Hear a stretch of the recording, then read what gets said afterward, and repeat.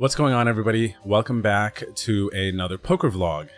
This vlog is going to be a little bit different than some of my typical cash game tournament vlogs. This one is actually really special. I am going to replay back for you some of my biggest hands that I had during the WSOP main event this year, 2021. I made it to the end of day 5. I was about 40 minutes or so before making day 6. So it was an incredible 5, 6, 7 days, including the breaks, of poker on the biggest stage that there is in our game. So it was really amazing. But I do have some notes on some hands that I played, some really big hands, some really big moments. So I'm going to share those with you now. I hope you enjoy. And if you do, don't forget to hit the like, subscribe button. And if you have any questions or comments, please feel free to drop them below. All right, that's it. Let's get to the video.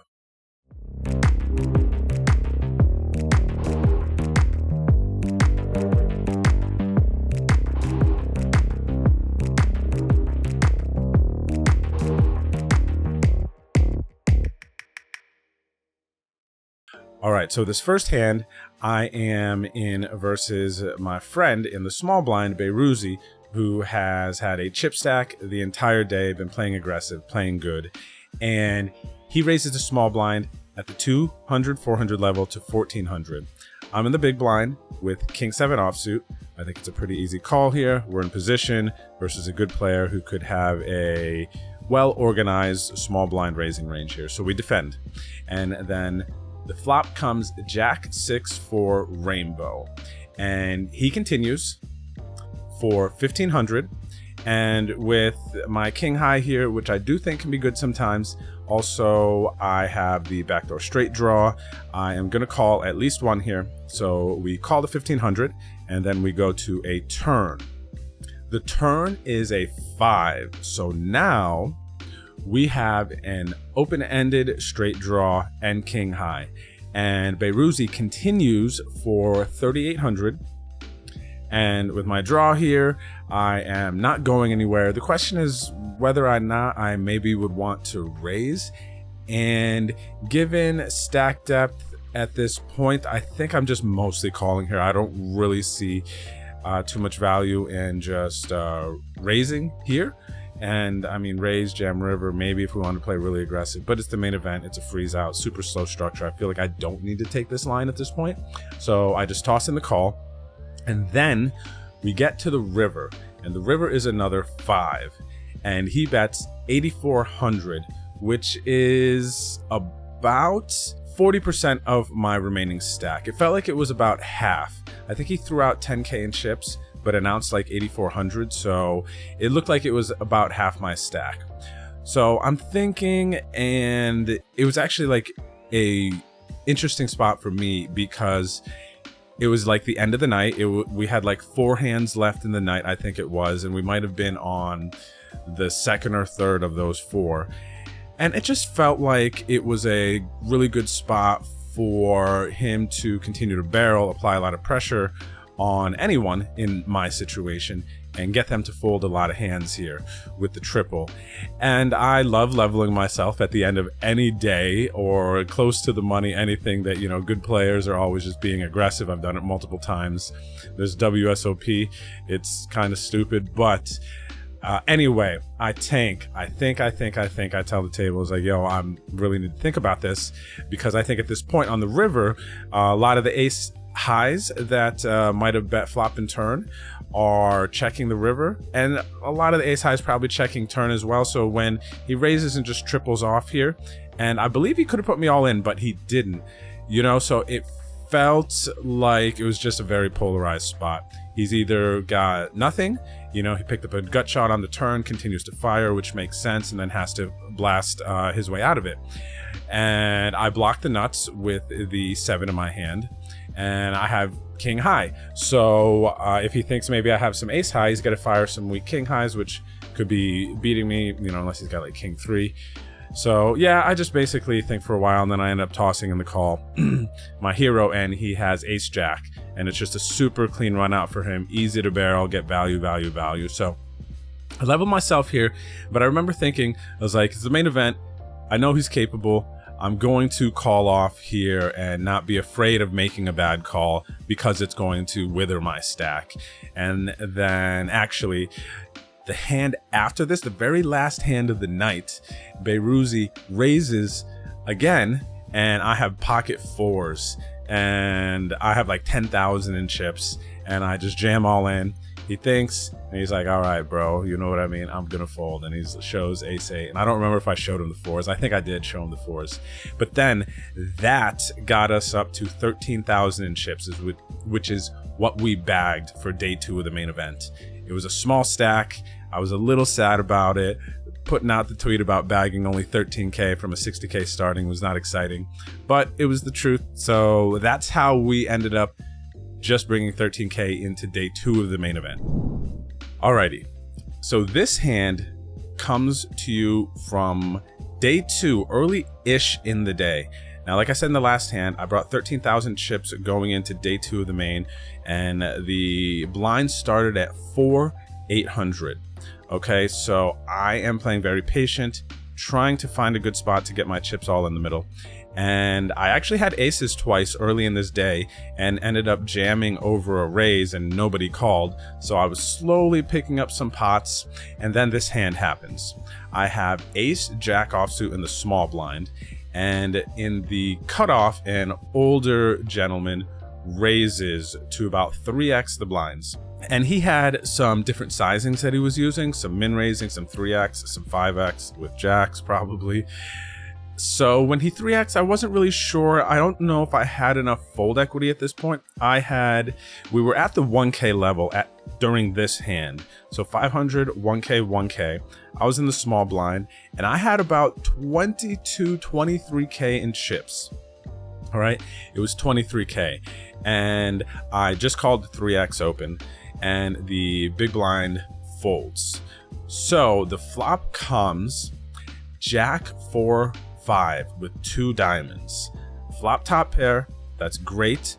I was a little concerned what the 3x open sizing meant, which made me a little bit hesitant to jam my 23 big blinds over their late position open.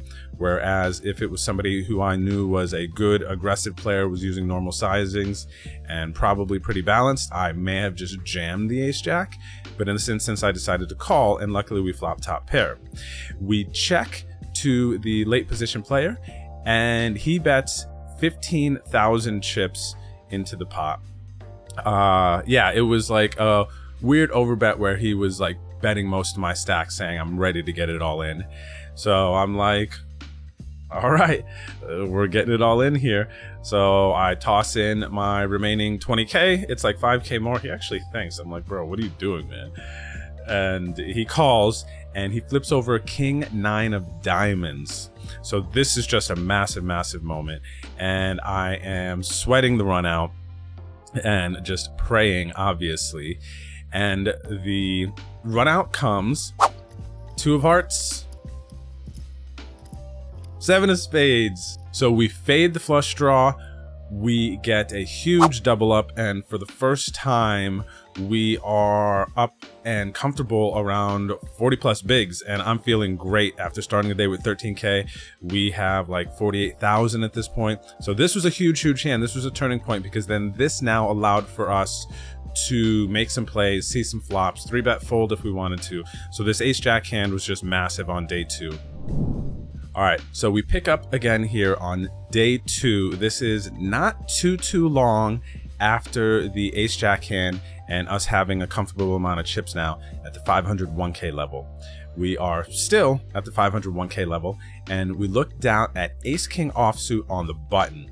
A good player opens in middle position, and the player who had the king 9 of diamonds had called the open, which was to 2.5x, so 2,500, and then it gets to me on the button with my ace king, and I make it 10,000 in chips, and it gets back to the initial opener, and he makes it all in, goes all in.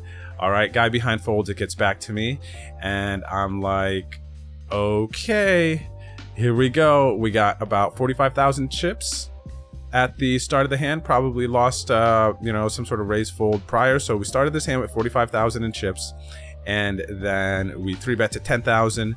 That player goes all in. The older gentleman folds, and it's back on me with ace king.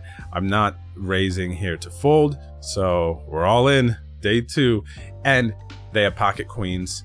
We have ace king, and we are off to the races. And we have to win a flip here. So the cards are coming out, and the flop goes 9 of spades, 6 of diamonds, 2 of clubs, and I am just staring and just praying. And the turn comes ace of diamonds, baby. I was so friggin' happy.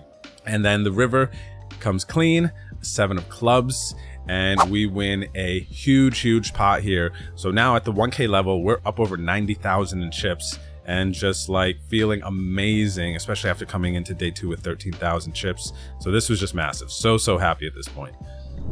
All right, here we are in the big blind with 6-8 offsuit, and we're blind versus blind. The small blind raises, and this is a casual player, and they raised to about 2.5x the big blind, which the big blind at this point was 1.6K. So I call in the big blind, I'm in position, and knowing it's a casual player, I'm going to be calling a bit wider and just take my positional advantage. And I have 6-8 off, so not a great hand, but also, you know, this hand can do decent. They're not going to be raising a lot of hands, I don't think, from the small blind that are like going to cover the board like I will. Like if the flop comes, you know, low cards, I'm going to be a bit over it. If it comes middling cards, I'm going to be there. I'm assuming that they're going to have higher Broadway cards here that they would raise from the small blind more often. So we defend, and we go to a flop. The flop is 10-9-8. So we flop bottom pair and the bottom end of the gut shot. And our opponent continues, c-bets this flop here. They c-bet for about half pot, and I, of course, am not going anywhere here. So I call with my 8-6, and we go to the turn. The turn is a 7. So pretty much outside of an 8, the best card we could see. I might have liked an 8 better, actually, because if they happen to have a jack, now I'm in the spot with the bottom end of the straight, and it could be weird, but also we did make our hand, so that's nice. And to my surprise, my opponent in the small blind jams all in, and it is for a little bit over the size of the pot. So I have a big decision here, and I go into the tank for a little bit because I'm having to think, is my opponent going to play a jack like this? There was a flush draw on the flop, but it just was like, man, would he really just jam over pot with a jack? He wasn't really getting hands. It did seem like he was getting a little bit frustrated at this point. There was a chance that he could have been overplaying a hand like aces or kings that he raised, and like just was, I hate that there's a straight on the board. I'm just going to jam and hope that this hand ends immediately, which I've been there. Trust me, I've done that. I know what that feeling is like. But ultimately, after a bit of thinking, I'm like, okay, I just think that he would continue to value bet a jack if he hit it here versus just jamming. I made my hand. I'm a little bit too strong. I'm not going to be at risk if I call off and lose here, since I have some chips now. So I make the call, and my opponent tables king queen. I was like, oh damn, I didn't, expect to see that, but I was happy to see it. Now we just needed to fade the jack, and the river came clean. River ace. So we pick up a big pot here, and now we are up to 125,000 chips at the 1.6K big blind level, and I'm just loving it.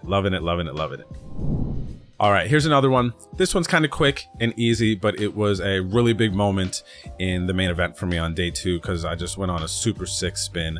So I'm under the gun. I raised it up at the 1.6K level with pocket kings, beauty, and then the player next to me, who seemed like a competent, capable player, 3-bets me. It gets back to me under the gun. I have my pocket kings, and he had about 60K behind, so it was a little over 30 bigs, 35-ish, whatever. And I was like, okay, call, raise, obviously not folding. And I ultimately decided that, okay, I'm just gonna jam here. I don't want to make it a smaller 4-bet sizing that just looks super strong, and give queens, jacks, 10s, ace queen suited, ace jack suited, or something like that a chance to find a hero fold. So I just jam all in for like 35, 40 blinds effective because I did cover.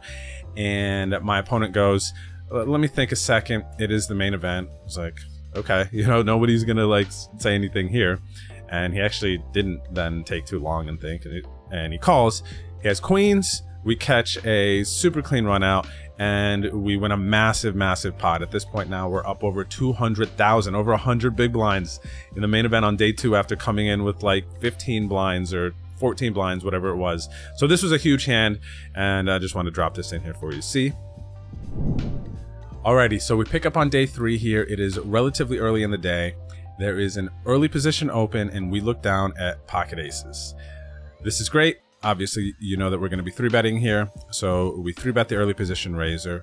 They jam all in for about 30 big blinds at the 2K level, and obviously we're calling, and we're running out the cards, and the board runs out 10 of diamonds, 6 of hearts, 6 of diamonds on the flop. That's great, no sweat yet. The turn is paint. It is a king of clubs, so that was sweaty, but it was not a queen. And then the river is a 3 of clubs. So we pick up a very nice pot here early. Aces hold versus queens. Very happy about this one. All right, so I want to talk to you real quick about the most intense money bubble that I have ever experienced. The main event money bubble. This is literally an experience in itself. It was so intense. Once we got down to like the last 3 people from the money bubble, everyone went hand for hand. And as the hands that were all in, everybody had to wait. Cameras would go from table to table to sweat the all-ins to see if somebody was going to get knocked out. So everybody is drinking at this point, running from table to table to sweat the all-ins. If a shorty doubles up, people are literally booing, and it's like, you know, you feel bad for the short stacks. It's just kind of the way this goes. It's legit like an incredible experience, and it's a $15,000 money bubble. So it was intense. And you could see the people here around the room, how excited and anxious they were. And I have the money bubble hand here video for you. It's at Mike Matisow's table. Literally, there is a crowd of people around the table. You could barely even get to where you were, but this table was like 2 away from me, so I kind of got there early-ish when this hand happened. And it was pocket aces, because that was the only hand people were getting all in on the bubble here. Pocket aces versus ace 9. There was a 9 on the flop here, and then as you could see the reactions, zing on the river, another 9. So it's so painful. A lot of people were really happy for the money bubble to burst and everyone to lock up 15K, be able to say you're in the money in the main event. For a lot of people, it's their first time, myself included. I've only played the main event twice. I made day 3 my first time in 2019. And in this video, I already told you in the beginning, I made the end of day 5, which was deep into the money, and it was pretty sick.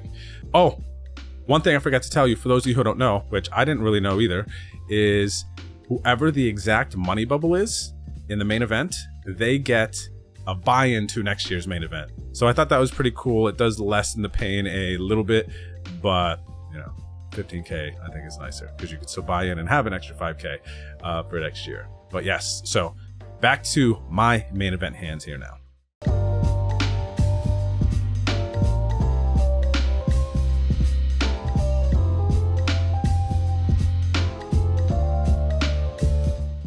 Everybody, thanks for making it to the end of my video. No one does that, do they? All right, look, I respond to comments, so please leave a comment below the description and let me know what you think. Let me know if you have any questions. Otherwise, check out some of my last videos here, and don't forget to hit the subscribe button here. All right, my name is Drew. Peace out. Catch up with you later.